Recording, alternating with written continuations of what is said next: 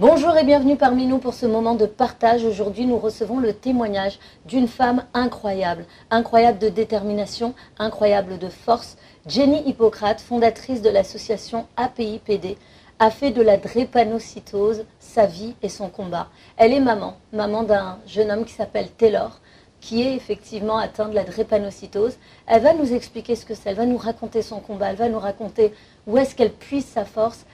Merci Jenny d'être avec moi aujourd'hui. Merci. Comment ça va Jenny? Jamais fatiguée? Jamais fatiguée, je ne connais pas ce mot-là. Je préfère ne pas y penser. De toute façon, quand je ne fais rien, eh bien, je suis justement peut-être fatiguée. Donc je préfère être tout le temps au travail, au combat, pour ne pas être fatiguée et puis pour pouvoir sauver des vies. Ce combat justement, quel est-il? Aujourd'hui on parle de la drépanocytose. Pour la plupart des gens, c'est une maladie qui reste encore inconnue. Et pourtant, c'est la première maladie génétique au monde. C'est absolument incroyable de voir que si peu de moyens sont engagés justement pour la drépanocytose, pour faire en sorte que la souffrance des enfants qui sont atteints de la drépanocytose cesse, qu'il y ait un peu plus de recherche. Pourquoi ça? Déjà, la drépanocytose, c'est la maladie génétique la plus répandue au monde, aussi la plus mal connue. Cette maladie, on l'a racialisée. On l'a appelée maladie des noirs, chose qui est complètement fausse parce qu'il y a plusieurs drépanocytoses. Il y a une blanche, il y a une noire, il y a une rouge. En fait, ça dépend des foyers, de la nature des foyers. C'est une maladie dans laquelle un enfant ne peut être malade que si les deux parents sont porteurs de gènes.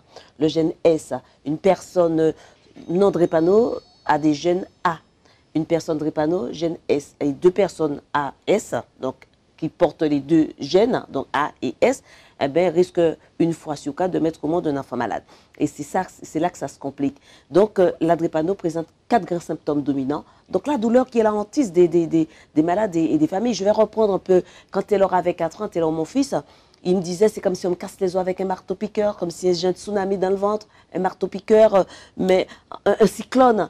Mais c'est affreux. Et à 5 ans, il m'a demandé le droit de mourir. Il m'a dit, maman, tue-moi ou guéris-moi. Tellement ça fait mal. Et quand on lui dit, t'as mal où, t'as mal à combien? Ben, j'ai mal à 10 millions sur 10. J'ai mal où? Eh ben, maman, mon corps, c'est une planche de douleur. Tellement il a mal. Et deuxième grand symptôme, et c'est ce symptôme justement, c'est la première cause de mortalité, ce sont les infections. Un petit rhume qui ne va rien te faire, eh ben, peut tuer un drépanocytaire. Donc, surtout à pneumocoque, les méningites, les septicémies, etc. Donc, première cause de mortalité du drépanocytaire. Le troisième grand symptôme, c'est l'anémie.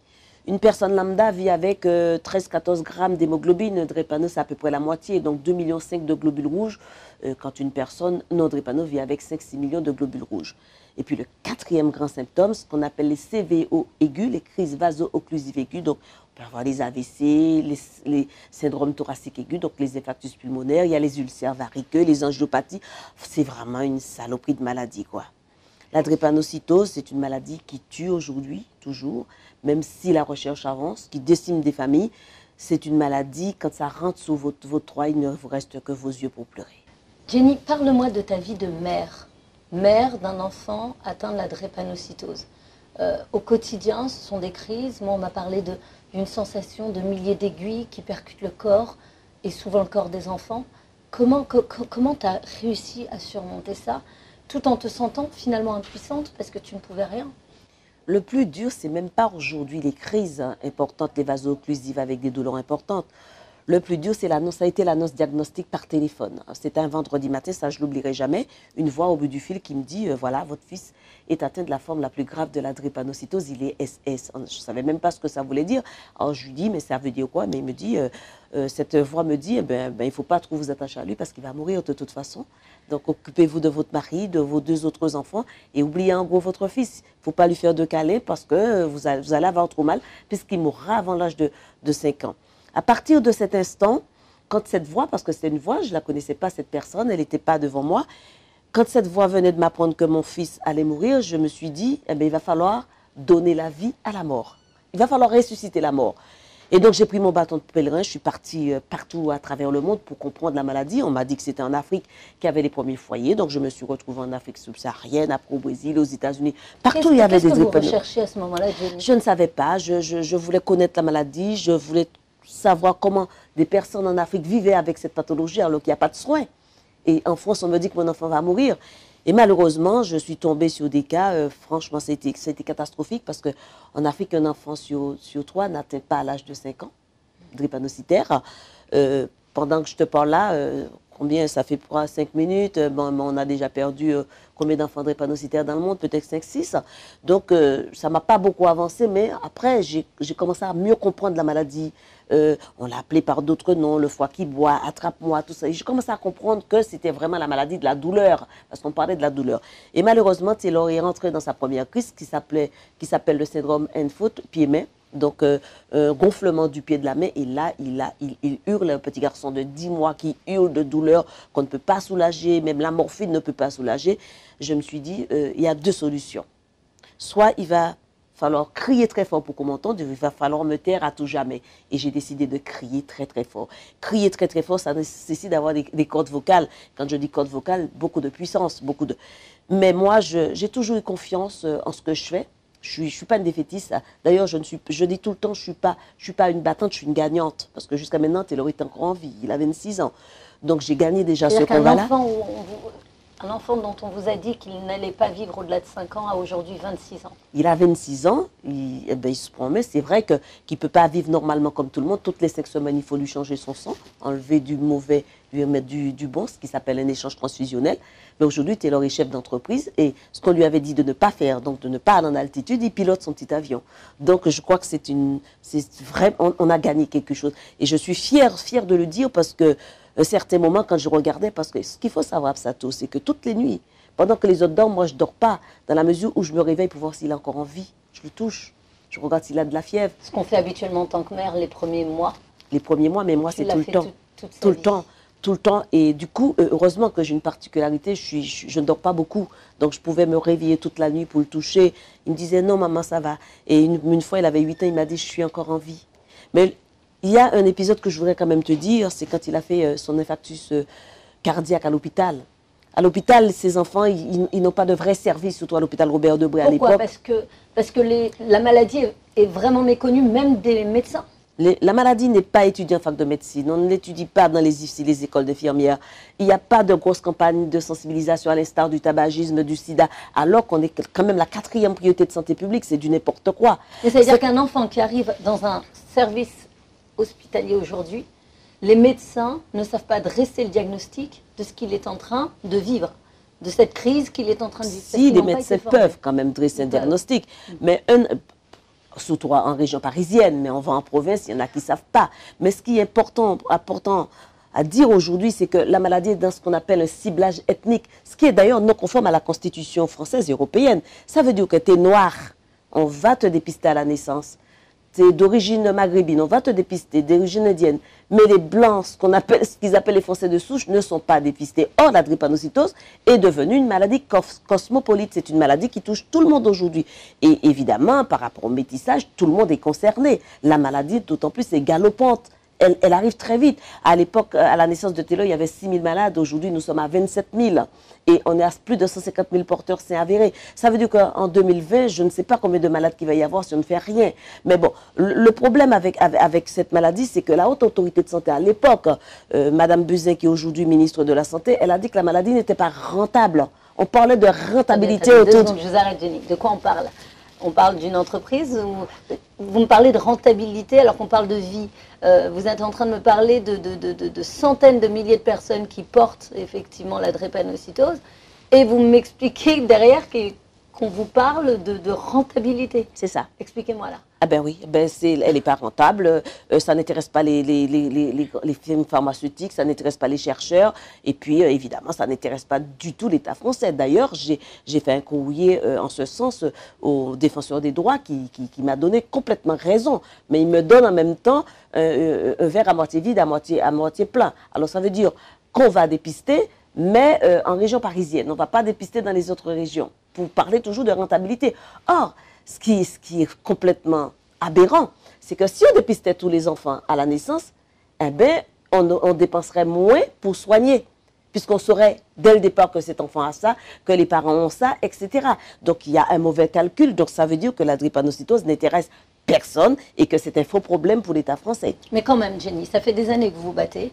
Vous parlez justement du fait qu'il faut savoir crier fort, donc être puissant vocalement. C'est quand même votre cas. Moi, je vous ai vu dans nombre de prises de parole où vous parliez avec le cœur, avec vos tripes, de cette maladie que vous connaissez aujourd'hui mieux que personne, quasiment en France. C'est une évidence. Comment vous expliquez, comment vous réagissez, vous, déjà, en tant que mère? C'est de la colère, là? C'est de la colère et puis c'est de l'incompréhension. Et puis, moi, je les entends, hein, j'entends les bruits de couleur. Pauvre femme, de toute façon, elle va enterrer son fils. Et quand il était plus jeune, on disait, de toute façon, ils vont tous crever et puis on n'en parlera plus. Mais ils ne savaient pas qu'il y avait un groupe de soldats. Hein, donc, mon équipe, hein, on est quand même 2700 hein, sous le terrain de bénévoles pour dire stop à la drépanocytose, on va faire quelque chose. Et ils n'avaient pas pensé à tout ça. Donc on pensait que dans quelques années, tous les drépanocytaires seraient morts. Ils ne grandiraient pas, je dirais, et donc ils ne pourraient pas procréer, ils ne pourraient pas avoir d'enfants.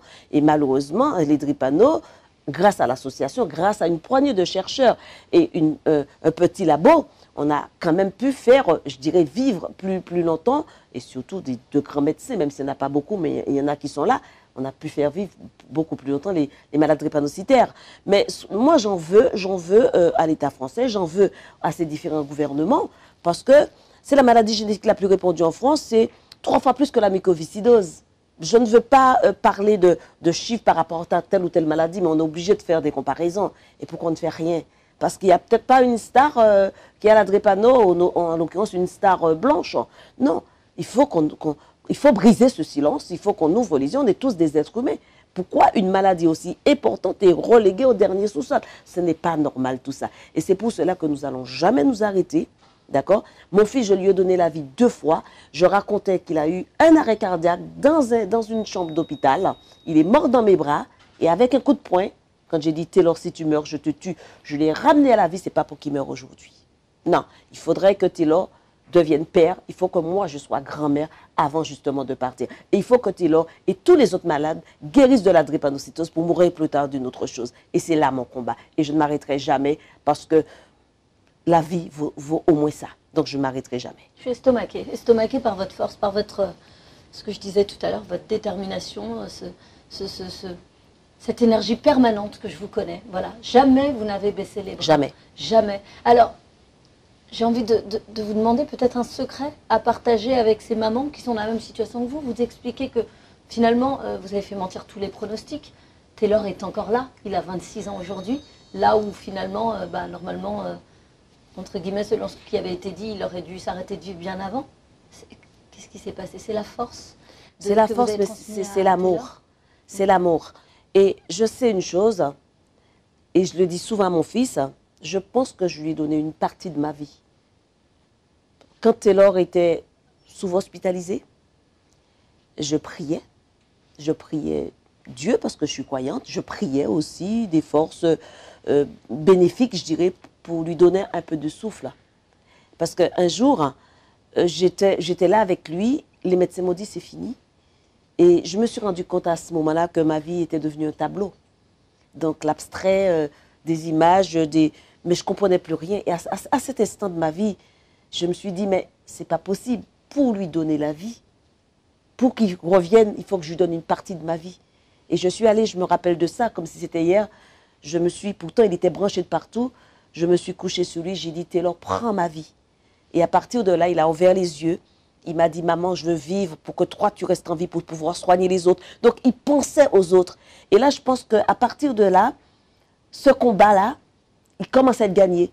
Un garçon qui est en train de mourir, qui pense aux autres, et donc cette positivité qu'il a créée, cette positivité qu'il m'a retransmise, cette positivité qu'il a en lui, et moi aussi, ça nous a donné une force incroyable. Et cette force, c'est de pouvoir justement continuer pour que tous ces enfants puissent guérir un jour. Vous êtes bouleversante.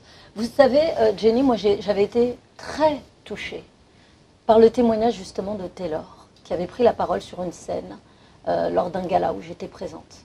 Et on sentait ce jeune garçon plein de vie, qui rêvait de devenir le chef d'entreprise qu'il avait toujours voulu être, de rendre fière sa maman. Il avait énormément de mots pour vous. Et puis il expliquait que lui, ses perspectives, c'était à long terme. Oui. Voilà, qu'il allait construire pièce par pièce son entreprise. qu'elle allait être un exemple de réussite. Sa vie est déjà un exemple de réussite dans le combat qu'il mène. Mais aujourd'hui, il est doté d'une force que je pense qu'il n'aurait pas.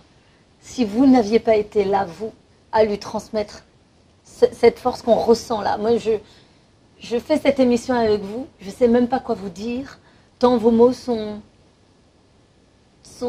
évidents, sont pleins de force, pleins de courage, nous apprennent la résilience, voilà, et à continuer malgré tout ce qui nous arrive, à aller puiser de la force dans l'invisible. Voilà. Mais il y a quelque chose qu'il faut dire. Une situation incompréhensible comme celle-là. Il y a quelque chose qu'il faut dire, c'est que mon mari n'a pas fui. Il est resté là. Et Taylor a un frère et une sœur, nous sommes là, une famille unie. Et très souvent, à l'annonce diagnostic d'une maladie, les pères prennent la peau d'escampette. Et moi, quand je partais en voyage, mon mari me disait, vas-y, je reste là avec Taylor. Et c'est lui qui restait le soir à l'hôpital. Mais Taylor m'a dit une chose une fois aussi, il m'a dit, c'est lui qui me réconfortait.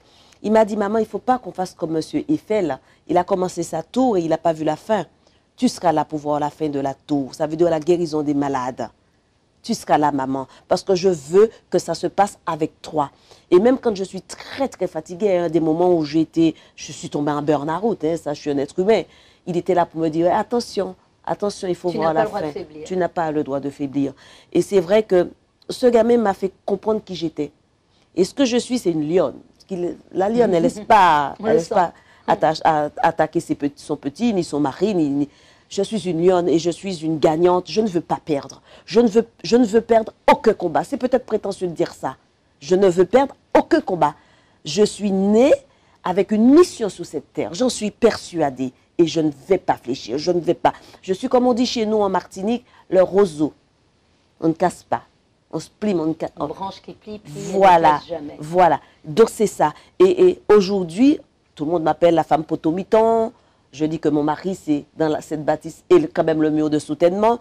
Et Taylor, c'est quoi? C'est cette joie de vie, c'est ce don que Dieu nous a donné. Et d'ailleurs, j'ai fait un poème qui dit, nous t'avons prénommé Taylor, mais tu es plus précieux que l'or. Tu es notre petit joyau, ce qui nous est arrivé de plus beau.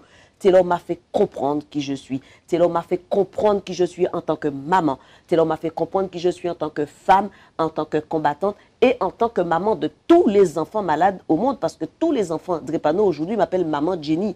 Et donc, pour ça, je suis fière d'être cette maman-là. Je ne regrette rien. S'il fallait recommencer, je recommencerai. Même si Taylor, il souffre énormément. Je crois qu'il fallait quelqu'un comme moi, comme Taylor, pour faire avancer les choses. Parce qu'on a été trop, je dirais, mis à l'écart, au banc de la société. On a trop pris les drépano pour des parias. On nous a enterrés, même vifs. Non, non, il fallait peut-être des gens, avec mon équipe évidemment, comme nous, pour faire renaître, pour faire revivre, pour faire, comment je vais dire ça, faire des fouilles. Parce que je vais être quand même grand-mère, ça, je veux être grand-mère. Malgré ce qu'on m'a dit, Taylor, il sera stérile, il a pris des médicaments. Non. Je vais être grand-mère, j'en suis persuadée. Et il fallait et peut-être qu'on a été choisi. Pourquoi pas?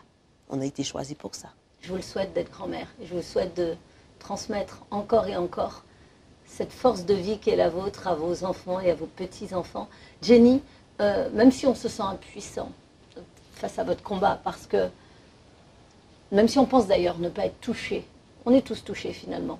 Parce qu'on doit tous être concernés par la douleur de l'autre. Et on ne doit pas attendre que quelqu'un d'un peu éloigné ou d'un peu proche soit touché.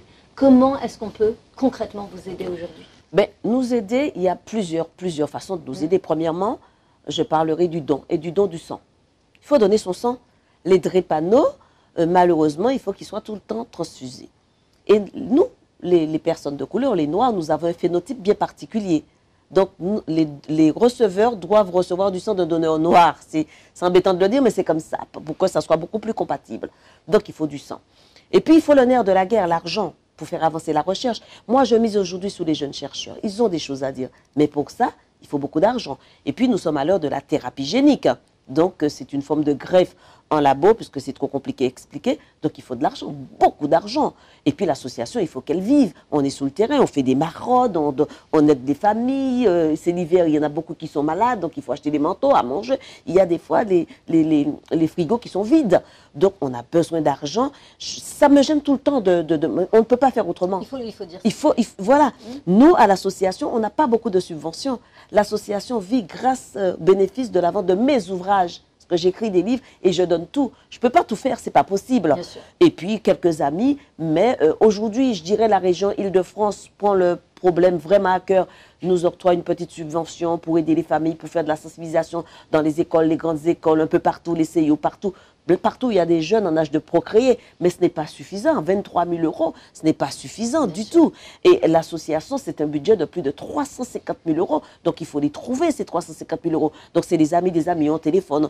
On est dans la mendicité, je dirais, aujourd'hui, pour pouvoir guérir. Mais ce n'est pas normal. La France, pays du droit de l'homme, 5e puissance mondiale, c'est pas normal. Donc aujourd'hui, bon, j'attends que les gens nous aident comme ça. Et puis des bénévoles. On est 2700, mais c'est pas suffisant au vu du nombre de malades qu'il y a dans le monde. Plus de 50 millions de malades dans le monde, plus de 150 millions de porteurs, c'est avéré. Donc 2700, c'est pas beaucoup, c'est rien.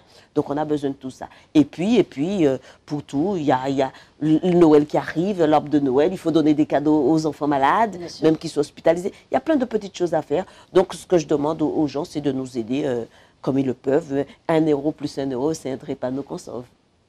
Si vous avez été évidemment touché par le message de Jenny, et je pense que nous avons tous été touchés par le message de Jenny, le message de cette maman, évidemment, je vous mets à l'écran, au moment où on se parle, le lien pour faire un don à l'APIPD, qui est l'association donc de Jenny Hippocrate. Il faut que nous nous mobilisions. Je suis très touchée par votre présence ici, Jenny. Votre combat, je le suis depuis des années. J'ai pas d'autre mot que d'appeler vraiment au soutien et au don, parce que le soutien, c'est bien beau. Oui. Mais je vois au quotidien sur votre page Facebook, sur vos réseaux sociaux, quand on vient à vos événements, ce qui vous manque, c'est l'argent aussi. Absolument. Voilà, et on peut tous donner un petit peu, et comme vous dites, un petit peu plus un petit peu, ça fait beaucoup. Et puis surtout, donner un peu de son temps. Il va y avoir bientôt le sapin de Noël. Hein, l'arbre de Noël, c'est 750 enfants malades. Si les gens ils peuvent nous offrir des cadeaux, un goûter. Des jouets, on jette tout, on gaspille tout. Si vous avez des choses à donner, c'est le moment. Des vêtements, tout. Oui. Voilà, donc des vêtements, comme vient de dire Jenny. Voilà, et du soutien. Et beaucoup d'amour. Du soutien. Ah, beaucoup d'amour. Moi, ce que je dis souvent, d'ailleurs, nous avons un gros nonos, notre mascotte qui s'appelle Écarlate, rouge. Et c'est un cœur. Parce que je dis tout le temps, c'est mon cœur. Parce que c'est un enfant de drépano qui me l'a offert. C'est un cœur rempli d'amour que j'offre à ces enfants-là. Mais c'est vrai que ils ont besoin d'amour. Mais une chose est sûre, Absatou, je ne capitulerai pas devant la drépanocytose et je ne capitulerai pas devant ceux qui nous ont déjà enterrés et qui pensent que je suis en train de parler pour ne rien dire parce que souvent, oh, c'est une folle, elle va dire ça et puis ça va lui passer. Non, je ne baisserai jamais les bras.